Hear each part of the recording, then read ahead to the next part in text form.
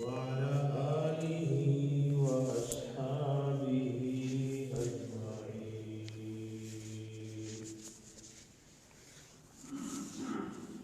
أما بعد فأعوذ بالله من الشيطان الرجيم. بسم الله الرحمن الرحيم.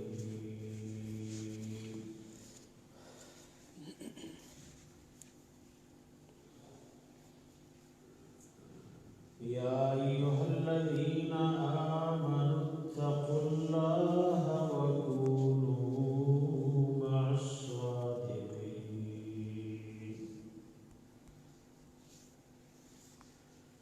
وعن أبي موسى رضي الله عنه قال رفع يعني النبي صلى الله عليه وآله وسلم قال رفع يعني النبي صلى الله عليه وآله وسلم رأسه إلى السماء. وكان كثيرا مما يرفع رأسه إلى السماء. فقال النجوم أمنة للسماء، فإذا ذهبت النجوم أتى السماء ما توعد. وأنا أمنة لأصحابي، فإذا ذهبت أنا أتى أصحابي ما يوعدون. وأصحابي أمنة لأمتي، فإذا ذهب أصحابي أتى أمتي ما يوعدون. رواه مسلم رحمه الله تعالى. زما عزتمندو حاضرین مسلمانانو،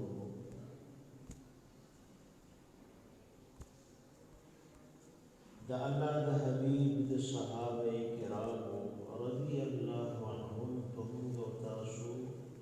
یو ډېر لوی احسان دی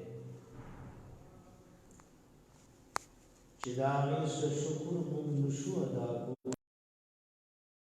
ایمان والو د الله نه ویریږئ. وکونو مع الصادقین، د رښتینو خلکو ملګري شئ. د دې امت اولنی صادقین سوکو اصحاب رسول الله علیه الصلاة والسلام. ابو موسیٰ رضی اللہ عنہ نبی علیہ السلام سر مبارک اسمان تکور تکو اوئی بد عادت مبارکہ داو چه سر بے اسمان تا دیر پور تکو. نبی فرمائل چه دا سکوری دا اسمان دا پارا امر دے. نو کله چې ستوري لاړ شي او راوډوړي نو اسمان ته برازي هغه چې واده ورسره شي. الله وی ذ السماء انشقت، کله چې اسمان وشي. او یوم نطوي السماء كطي السجل للكتب، اسمان باندې پرز قیامت روان غاړي لکه یو کاغذ کې لیکلو کې وران غاړي. او دا الله حبیب فرمایي چې امن د خپل صحابه کرام لپاره د زلال شم زما صحابه ته هغه سرادي چې واده کې دي شي، فتنه برازي، جنگونه برازي. او زما اصحاب امن دې زما د امت لپاره. نو کله چې زما صحابه کرام لاړ شي نو زما امت تبا اغس رازی چی دای سر وعده کی دیشی، بدعات براشی، حوادث براشی، خیر بلاړ شي، شر براشي. نو د صحابه کرامو د تلو سرا مونږ ته د بدعاتو د شرورو دروازې کلاو شوي او د خیر والا پتلو دی. رواه مسلم رحمه الله. دغه صحابه کرامو کې اولو جلیل القدر صحابي دي عمرو بن الجموح رضی الله تعالی عنہ. دا د مدینه په سردارانو کې دی او دی او عزم کړو د دې او خپروغه او په یو خپ ګډو چې زب په دې خپل ګډه خپ په جنت کې ګرځم او د دا عزم او اراده الله تر سره کا. دا د بنو سلمہ قبیله سردارو او دا د مدینی منورې په لویو ذمہوارو خلکو کې وو او د ډېر سخیمو. وای د عربو د دې مشرانو طریقه دا وا چې هر چا بزان د پاره یو بت جوړولو پس دا غي بندگی وکول د الله د حبیب دراتلو نمخ کې دا سیو تیارو نصار او ما خام به پدی بوت تبرک حاصلولو او په بعض مواسمو کې موسمونو کې به غي تذبح کولا. نو دا عمرو ابن الجموح رضی الله عنه کوم بوت چې هغه ته منات وی لکه قران کې د منات ذکر راغله افرئتم اللات والعزى ومنات الثالثه الاخرى. د دې ډېر قیمتي لرګي نه جوړ کړو اډېر خیال به ساتلو کله به پډېر قیمتي خوشبوئی باندې دې سکولو خوشبویدار کول به او د عمر د شپېتو نو ورتیرو چې دې کې د ایمان رڼا بل شو او الله دې مخلوقات او کائنات سره د خیر اراده ولرلا او رحمت للعالمین دنیا ترولی ګلو نبوت ورته ملاو شو.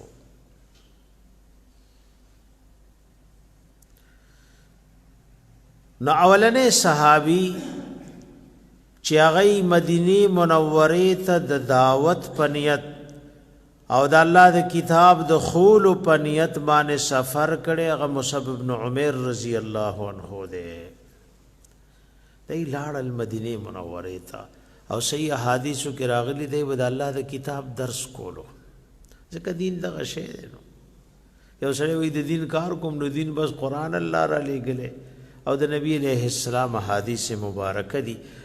د دې عمرو بن الجموح رضی الله عنه یو دریو بچیو ایمان راړو د یو نوم د معوذ د دویم نوم د معاذ او د دریم نوم خلاد رضی الله تعالی عنهم. د یو امزول صحابي د معاذ ابن جبل رضی الله عنه هغه امزول ور سره ایمان راړو امور لم پټ دعوت ورکو نو هند دای مور وا ناغي مور سره ایمان راړو خدا مشر نه پویولو دا وړ کوته بزوج امشر سره کولو ځکه خوځان له بوتان ساتلی او سخت طبيعت د دریو بچو او د عمرو بن الجموح رضی الله عنه بیبیم اسلام راړو خدای لا د ایمان او د اسلام نه خبر نو دی بی سوچو کو چې مدینه باندې خو اسلام غالب کی رستر رز خلق اسلام راړي اپدې مشرانو کې څوک پاتې نو شو په شرک کې سیوا د دې د خاون نه د دې د خاون سره مینا او د اسب د خزي خاون مینې اډېر شفقت به کولو نو ډېر یریده چې دې په کفر مړ شي اور ته بلاړ شي ځکه زموږ ایمان دې چې څوک په حالت کفر کې مړ شو بس اور ته لاړو.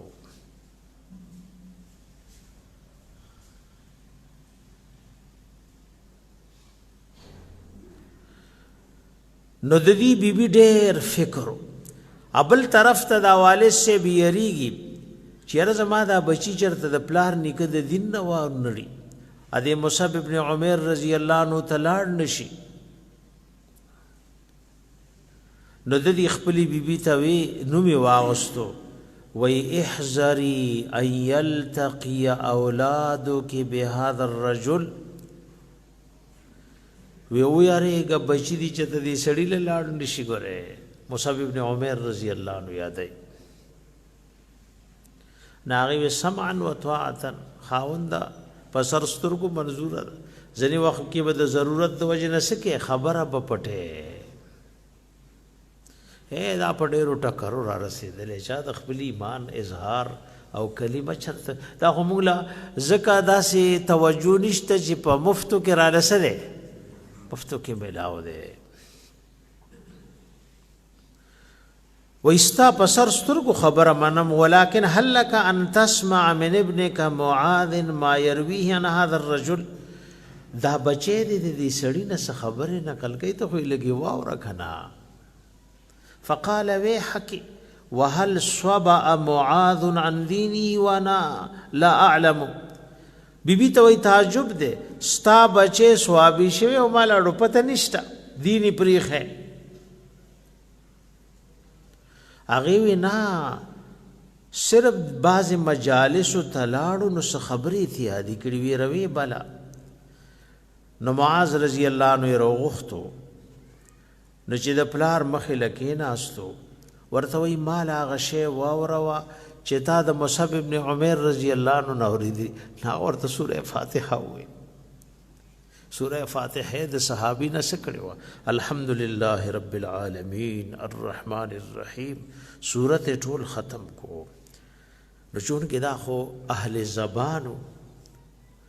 فقال ما احسن هذا الكلام وما اجمله. وإذا سمر خایسته خبرې دي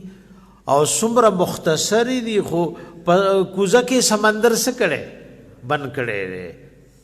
اکل کلامه مثل هذا وی ټول خبرې داسې دي. نو بچي ورته وی فقال معاذ واحسن من هذا يا ابتا د دین خیسته خبرې دي. نو خو خدینه د چې د سره بیعتو کې اټول قوم بدی ایمان راړي نو دا بوډا لک چپ شو ځکه ټول عمر کفر کې تیر دی ټول عمر په بت پرستۍ کې تیر دی او هغه ورته دین ښکارې دو.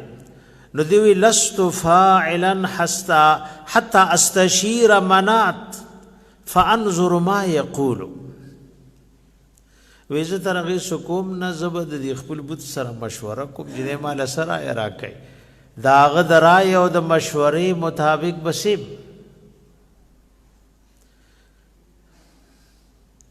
فقال له الفتى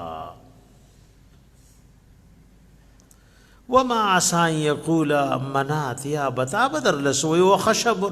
اخو لرګې دی اسوم لا يعقل ولا ينطق.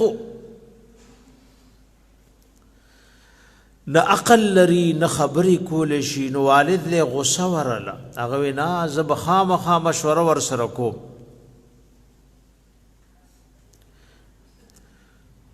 بیا عمرو بن الجموح رضی الله عنه منات تراغه د دې بچ کله بوت سره خبرې کولی نو یو بډای به شاته او درولا وېدا د ترجمانی کې به شیطان یو غلطه لار خولي وا. ودرې د ډېر په عزت باندې یو خپې سمدا بل خپې سخت ګډا وا. نو ډېر صفاتونه د منات وکړ. ابیا ورته یا منات لاره وانک قد علمت بان هذه الداعيه الذي وفد علينا من مكه لا يريد احدا بسوء سواك. اے منات دې کې شک نشته تعالی پته ده چې دا دعوت د مکی مکرمه راغله تا نه بغیر ډوبله سه اراده نشته چې د منات عبادت او بندگی دی خلق فریزي. د دین او د قران مقصدم دا ده چې ما سیوا د الله نه د هر چا بندگی دی ترکړې شي یو د چا دی شروع شي یو د الله دی شروع شي. وانه انما جاء لينهانا عن عبادتك. دا مصعب ابن عمر رضی الله عنه خودی د پارا راغله دي چې موږ ستاد عبادت نه ملي کی ابس ما بد غنلی زور سره بیعت نکوم چې ستا مشوره واورم نو ته ماته سم مشوره راکا. ناغول سے جواب ورنکو بت پچاله سے جواب ورکیا بھائی نو دوی لعلک قد غضبت کی دې شي ته غصه شوه خو زه تر هغې سکوم نه چې تا مشوره نی را کړي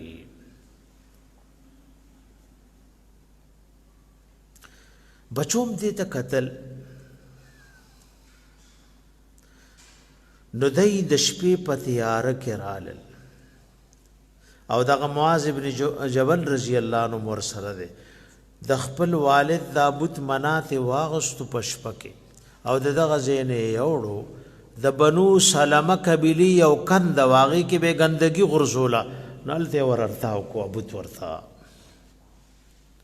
ابي خپل کورونو تراله لسو کوم په پوه نشول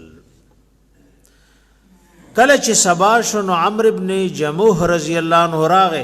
چې هغه خپل بت د سلام د پار لاړ شي او تبرک د پاره ونو مند نکور کې وی ویلکم من عدا علی الہنا هذه الليله وی تعجب دې بیگا خو زمون په خدای چا زیاته کړي ګور عقل الله شان والی یو پل ورته الہ او مشکل کوشا وی بل پلوي چا پس کړي زیاته پکړي نشورو شلټونه کولا نو چلاړو اغاز نسکور په غندګۍ کې پروت دی نو وی وینځلو پاک کو خوشبویدار کو به خپل زیل راړو اوی اما والله لو اعلم من فعل بك هذا لاخذيته خبردار قسم په الله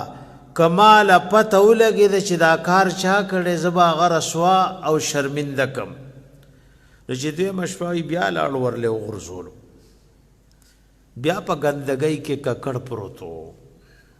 د بیا وینځلو خپل زیل راړو د بداسه کولې بداسه کول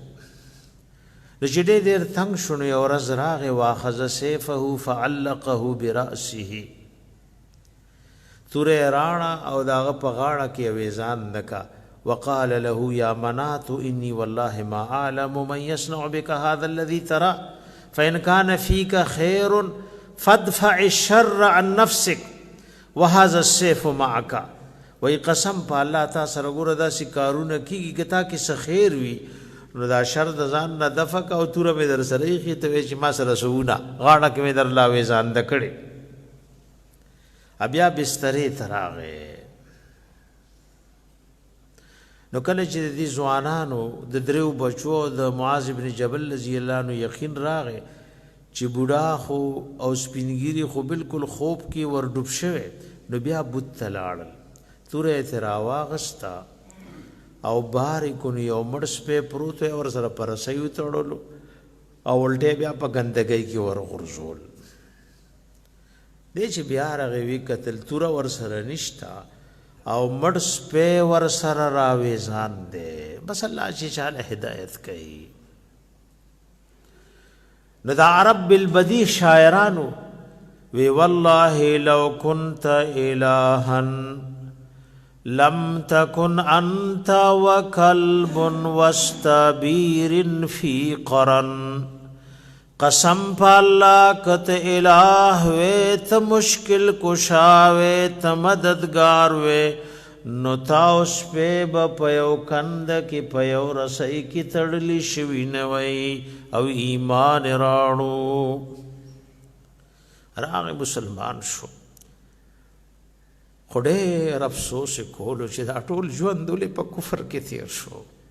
ډیر ارمان کولو د عمر یو لوی عیسی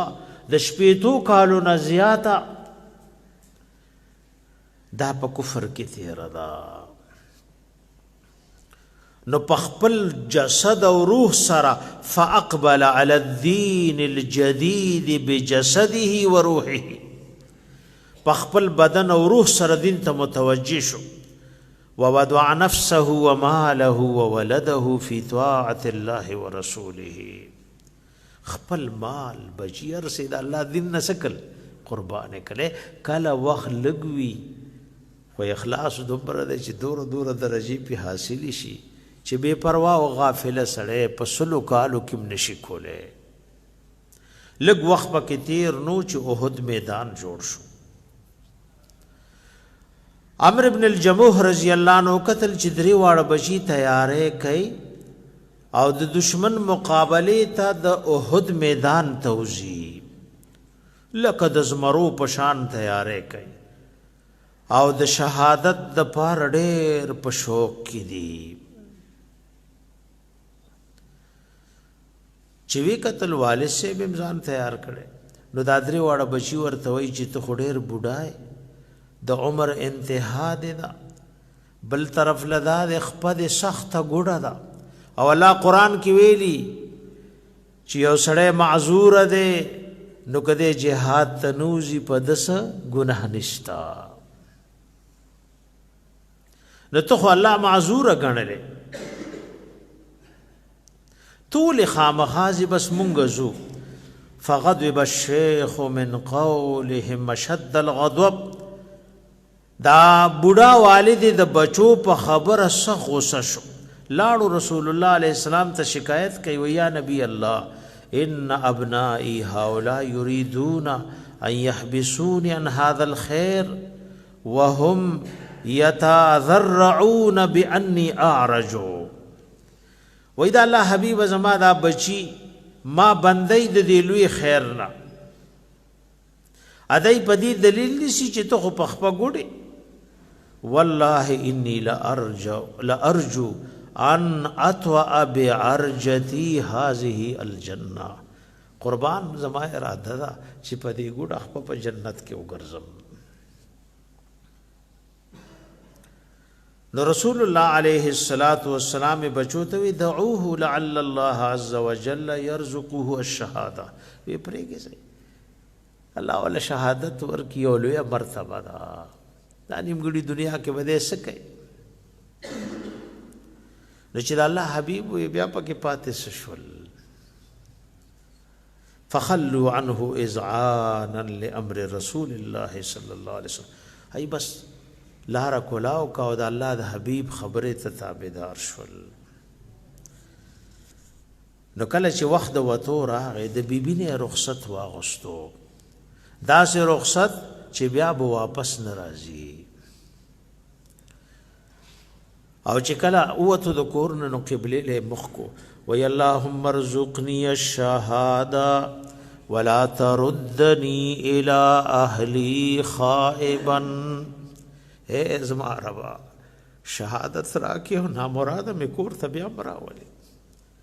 دین نیمګړي دنیا نه د صحابه کرام د سسو زرونه تور اللهم ارزقني الشهاده ولا تردني الى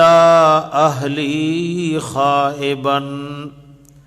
الله مال شهادت راکی او بیا میں کور تنا مراد مو واپس کے نچون کې والد دا بچی تیګیر چاپیر دی او د معذورم دی دا شون کې د قبيله سردارم دی نو د بنو سلمہ ټوله قبيله د خپل سردار نه راتاو دي او چې کله جنگ خګرم شو د رسول الله عليه السلام نه باز خلق تسنس شول خو عمرو ابن الجموح په ګوډه خپکلک ولاړ دی مضبوط او سوي اني لمشتاق الى الجنه اني لمشتاق الى الجنه زما رب زما جنت ته شوق دے بچی مور پسې دي او دی بچو د الله د حبیب نگیر چاپیر دفاعی جنگ کولو ترتیج بچیم شهیدان دواړه پرې وتل او والد سے بم شهید شو کله چې جنگ ختم شو د الله حبیب زخمونو کې پوینو کې لیت پیت ته د الله حبیب را پاسې دو چې شهدا دفن کی نو صحابه تو وی خلوهم بدمائهم وجراحهم فانا شهید علیهم پدې زخمونو وینو کې دفن کړي زب گواہی کوم پرز د قیامت چې الله استاد دین لپاره دا قربان شوی دي ابه فرمایل ما من مسلم یکلم فی سبیل الله الا جاء یوم القیامه یسیل دما اللون کلون الزعفران والریح کریح المسک. نشته او مسلمان چې د الله لاره کې زخمی کړي شو مگر پرز د قیامت براشي تازه تازه وینه بد بدن نه روانه لکه څنګه چې د شهید کېدو زخمی وینه تلا د قبر درا پورته کېدو سره بیا سوي وینه روانه رنگ با رنگ د زعفران وی او بوی بد دی ویني د مشک او عنبر غونتی وی. نبی علیہ السلام او فرمایل اے صحابه ورته ویلو قربان چې موږ زخمیان یو او دی او یا قبر خو موږ نشو کنسته تاسو خپل ګوره یو قبر باندې لشل کسان ناجمه چې بیا سخت سي د احد میدان ټول د کانو نه ډک دی نو په کانو کې قبر کنستل ډیر ګران وي نو او یا قبرونه زخمی صحابه نو د الله حبیب ورته وی لحد لکلاو کوي خیر دې دو په یو قبر کې دفن کوي. نو د عمرو ابن الجموح رضی الله عنه د عبد الله ابن عمر رضی الله عنه دا د جابر رضی الله عنه والد د جابر ابن عبد الله ابن عمر وی د دې دواړو دوستی وا دا دواړه په یو ځای قبر کې دفن کوي. نو عمرو ابن الجموح او عبد الله ابن عمر رضی الله عنهما چون کی دنیا کې دوستانو د الله د حبیب د حکم مطابق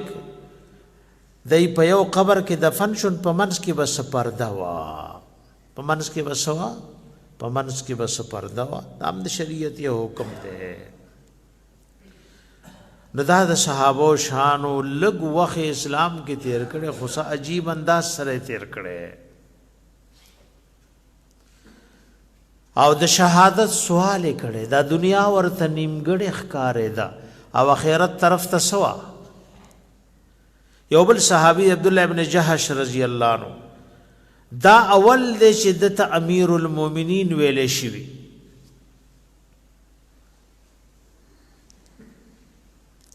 دا د نبی علیہ السلام د پپوز وې د سره ابن عمته رسول الله صلی الله علیه وسلم د دې مور و امیمه بنت عبد المطلب دا امیمه رضی الله عنها د نبی رسول سلام پپو وترو روا او دا د رسول الله پس خرګنۍ کې مرضی زکه د دې خور زینب بنت جحش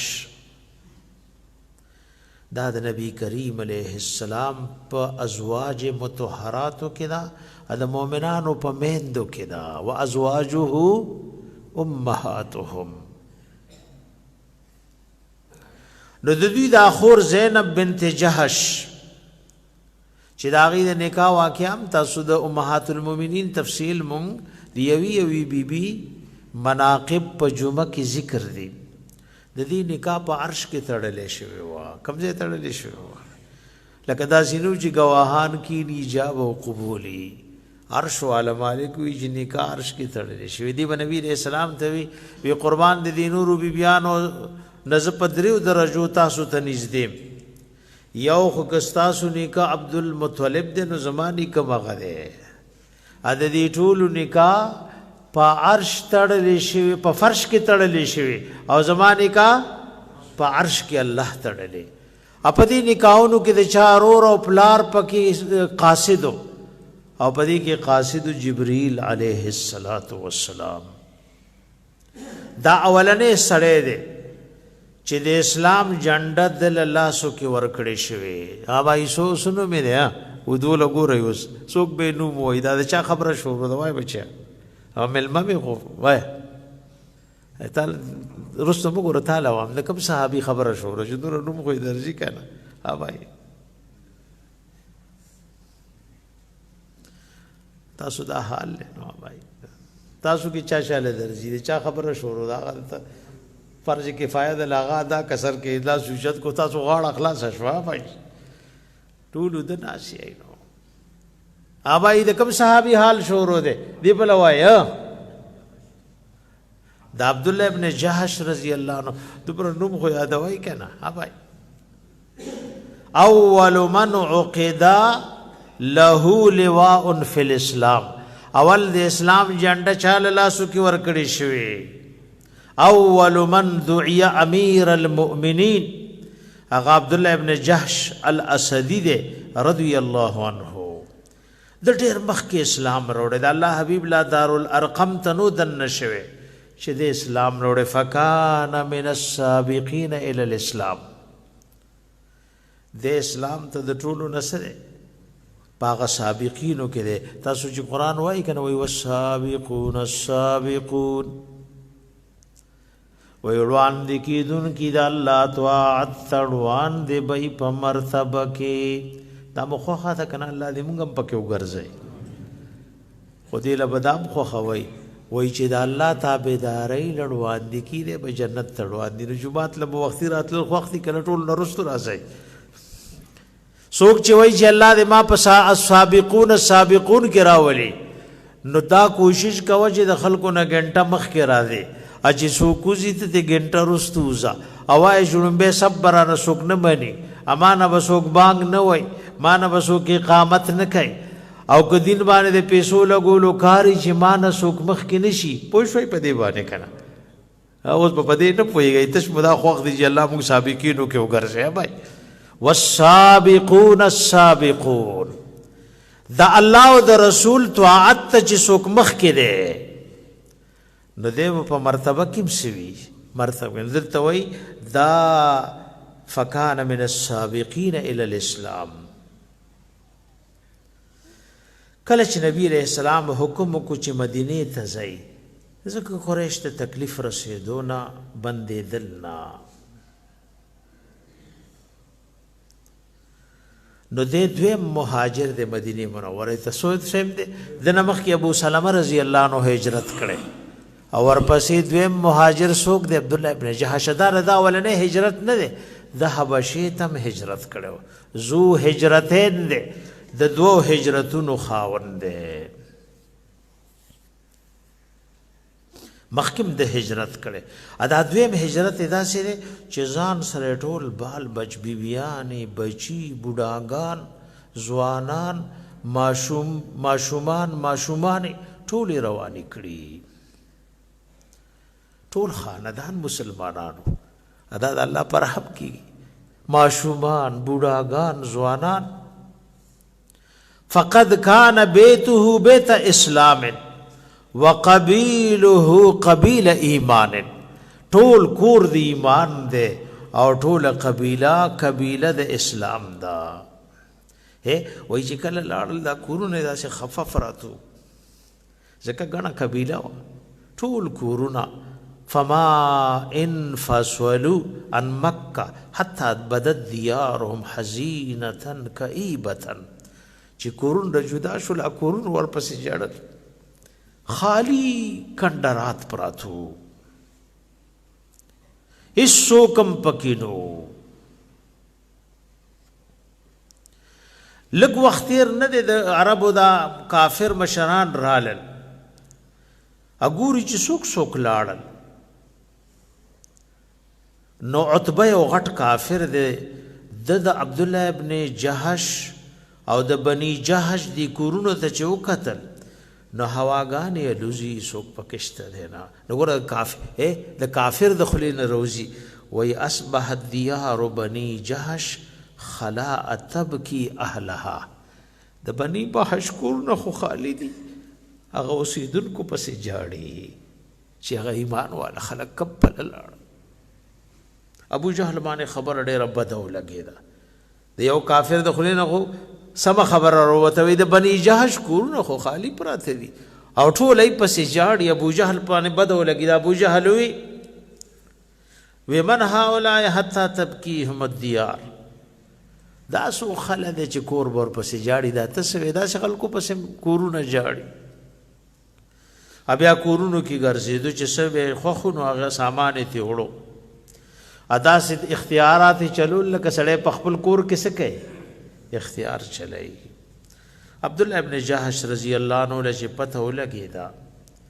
چې ابو جهل زموږ دی کورونو سره څه کوي نو دا الله حبیب ته وای دا الله حبیب ورته وی لا ترضوا یا عبد الله ان يعطيك الله بها دارا في الجنه ستا کور کې خو ابو جهل تصرف کوي تو خفا او غصه خو خدای نه ده چې دې په بدله کې جنت کې الله کور درکې. قال بلا یا رسول الله وی ولنا قال فذلك لك نزلی بیا خوشحال شو او مدینه منوره ورته د آرام او د سکون یو ځای الٰه العالمین وګرځولو. خو رب العالمین د خپل بندگان به امتحان نه پریزي دیکھو په امن شو ځکه مکه مکرمه خو کافرو په مسلمانانو اسمان ازمکه په یو کړو په څنګه کړو نو دل لغون تیارام حاصل شو د الله حبیب ذاتو کسانو یو لخر تیار کو دیوتو کسانو اپاغیب کی عبداللہ ابن جہش رضی اللہ عنہ امیر کو ادے کے ساتھ ابن ابی وقاسم دے اغا عشرو مبشرو کی چی دے اورتوی لَأُوَمِّرَنَّ عَلَيْكُمْ أَصْبَرَكُمْ عَلَى الْجُوعِ وَالْعَطْشِ تاسو باندې امیر جوړوم چې څوک په لوګا او تند ډېر صبرناک دی. نو به جنډه د مشري عبد الله ابن جهش رضی الله عنه تعالی سو کې ورکا فکان اول امیر امر على طائفه من المؤمنین اول امیر چې د مسلمانانو په وډله جوړ دي څوک دی ها ما یې څوک دی ټول وايي عبد الله ابن جهش رضی الله عنه او اې د الله حبیب په امور حربیو کې د امت څومره رهنمایي کړي. دته نبی علیہ الصلات والسلام خط ورکو وامره الله ينظر فيه الا بعد مسيره يومين وی خط بغور نه چې سود دورز منزل نکړي د جنگ امور چې څومره پټوي نو مسلمانان کامیاب وي. نن د مسلمانانو راستول د کافرو يهودو په لاسو کې دي چې څوک روان دي دل پته نه لګي چې چرته زمنه د دشمن له جاسوس بس جاسوسي وکي پوه نه شي په خبره باندې خاطه ورکړې وای دا به ګور نه چې دورز منزلو کې نو پرابه نه شي چې ذات تاسو چته لګم پدې حکمت پوښوي لخر روان دي خو لخر تم پته نشته نو د دشمن جاسوس بس جاسوسي وکي یا چرته روان دي ایک منون کی صحابه موږ تاسو لوګه چا خطر کو جدا په خبر کې ګوري چې ترغیزو په 50 ذلی مو کتلې دا سه تابعداري دراکي او غله خط ور کړي د الله د حبیب دا سه منلا نو چې کله دوره زتیر شوي نو عبد الله ابن جهش رضی الله عنه د رسول الله خط کول او وای چې خط کې مې وکتل نو ماته ویلاړ شه حتا تنزل نخله بین الطائف ومکه فترصد بها قریش وقف لنا على اخبارهم هغه کې لیکلیو چې وادي نخله د طائف او د مکه مکرمه په یو ځای د غرونه دي صحرا دا پټ ځای دی ویل تبدی رشي د قریش او کافرو جاسوسي وکي مال به یو خبر را لګي چې د اسلام د پاره سوای دا بالکل ګور د دشمن خلیل لاړ ال تلوي خار دی دمر کافر دی او تکسان د دشمن سو خلیته ولېګل نو چې خط یو لستو وای سمعا وطاعه لنبي الله بصر سترګو د الله د پیغمبر تابعداري ماته منظور ده الله حبيب ولوي دي مرګورو لبدم خط واوره کڅوک در سره تل خغنی مجبور کې بینا مرګورو ته خط واورولو نیم سمعا وطاعه لرسول الله صلی الله علیه بصر سترګو مد رسول الله پیغام منظور ته بدای وادي نخله کې دی رسول د کافرو جاسوسی به کولا او مسلمانانو ته به داغه سکولو خبر به رسولو ناصافی دی او قافله او کتسلور کسان دی پکې عمرو ابن الحضرمی دی پکې حکم ابن کیسان دی عثمان ابن عبد الله دی او دا غرور دی مغیرہ دی تجارت قافله را روانه و سرمنی راړي او ورسره میوي وی زبیب او تجارت کولو نو دای مشوره وکړه چې دا خو قافله روانه د سوکو ادا د اشهر الحرم اخیرنی رز ده کمی د حرمت میاشي چې وي د هغې اخیرنی رز ده نو دی وي که قتلوې دا کافر نو دا خو به په اشهر الحرام کې قتل راشي او که پریزوي نو بس سبا به حرم له رسېدلي زموږ د لاسو نه ووته په خبره پوه شوئ که نه نو چې حرم له ورسېدو حرم خو د امن ځای دی بیا هلته څوک قتلولی شي ابراهیم علیہ السلام څه ویلي رب اجعل هذا بلدا آمنا وجنبني وبني ان نعبد الاصنام ابراهیم علیہ السلام لاس پورته کړي مکې د پاره ول سوال د سکی د امن یا الله دا ځای د امن جوړ کې نو داسې د امن جوړ کړه ګوره کافر وای د پلار قاتل چې وکتو په حرم کې نو قتل به ولا نه د حرم دی دی کافر خو د حرم څومره عزت ده د پلار قاتل به ګرځېدو خو حرم کې ورته سترګې نه پورته کولې اخر مشوره په دې راړه چې دا خلک وجنو ګدی لاړل نو یو خو زموږ حل خلکو لوي د دې جان خطر کېو نو یو ته مړ کو دوی په قید کې راوصل او سرورم ته تختیدو د چون کې دا خو اشهر الحرم نبی علیہ السلام ورته وی والله ما امرتک بقتال انما امرتک ان تقفوا على اخبار قریش ما خو تعالی د قتال حکم نو کړي ما خو ته د جاسوسي حکم کړو حکم چې سمرئی دا نه چې ور سره بنو غرتی تم جوړ کې د ځان دې ډېر زیات خپه شول چې مو خدای الله د حبیب د حکم مخالفت وکړو ادا زمکه په تنگ شو باز صحابو ملامت کل مؤمنانو چې تاسو رسول الله د قتال حکم نو کړی تاسو ولي کس وجلې به انتها پریشان شول او په کفارو په غور رولې غلو دی نور کافرو کی خبره خورکا چې محمد رسول الله علیه السلام خود حرمت میاشتي بیزتی حلال او غنلا ویني پکېتوي کې مال واغستو زمو سړی قیدیان کل نو د خفقان نورم سے واشو خفقان نورم سے شو اے دا الله محبوب بندگان وی دلته د خفقان سے واقعي او عرش والا مالک وحیرو لګلا سورہ بقره الله دې موږ تاسو د قران د تفسیر د ذکر توفیق راکړي الله ويسالونك عن الشهر الحرام قتال فيه قل قتال فيه كبير وصد عن سبيل الله وكفر به والمسجد الحرام